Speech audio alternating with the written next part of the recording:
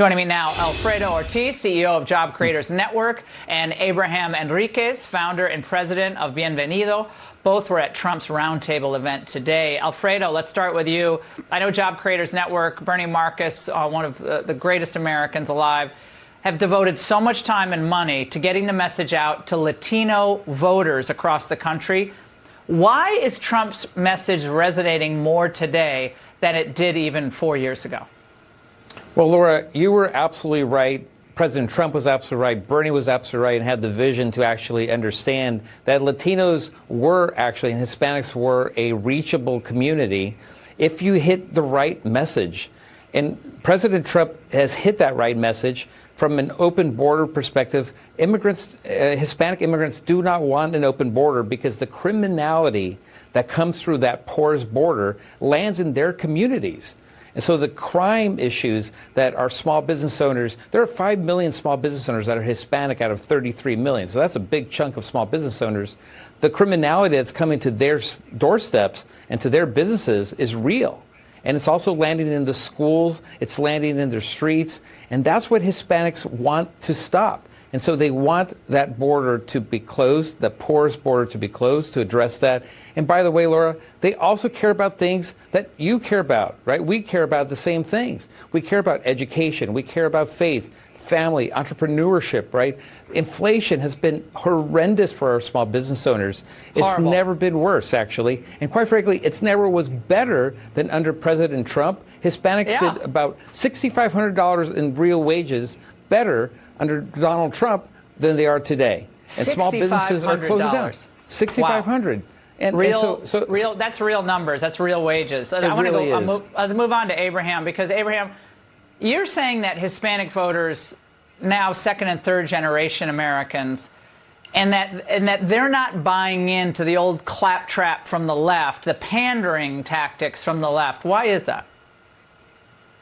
Yeah, well, first and foremost, Laura, I got to give you some credit for that Spanish at the top line. You know, the blonde hair and the green eyes might fool some people.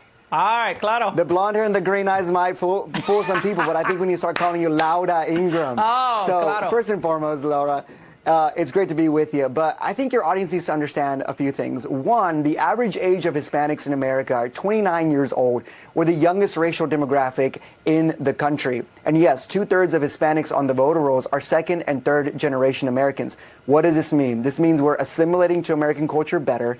Most of us, have a college degree, and English is predominantly our first language. So Democrats haven't changed from this idea that they believe all Hispanics care about is immigration, amnesty for all, and weak borders.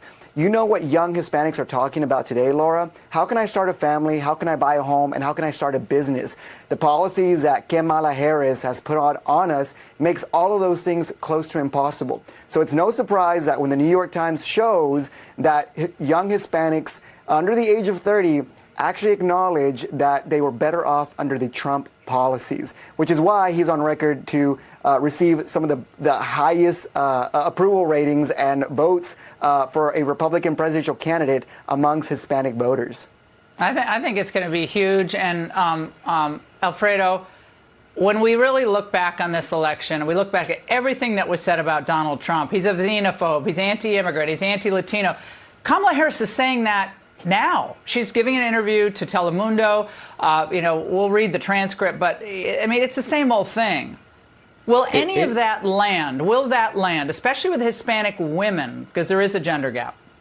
No, it really will, Laura. And you should have felt the energy in that room from the Hispanics that were there, and Abraham was there as well.